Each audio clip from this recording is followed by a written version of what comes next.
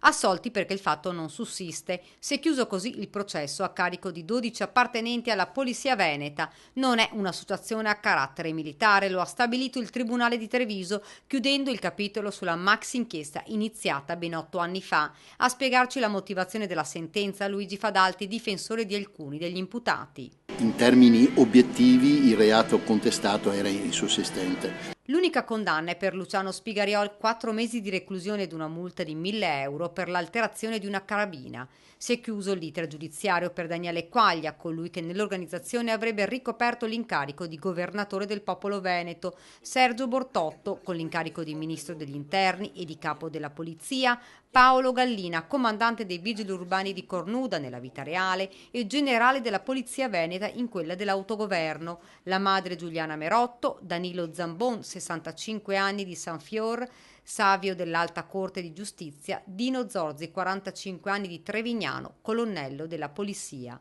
A questi si erano aggiunti Loris Zanatta, il titolare del pub Viva Voce di Maserada, nel quale, secondo gli investigatori, sarebbe avvenuto il reclutamento della polizia: Giuliano Spigariol, Paolo Tagliabue, Sandro Meneghin, Enrico Pillon e Fabio Piccoli. Ora, per gli imputati, è arrivata la soluzione piena.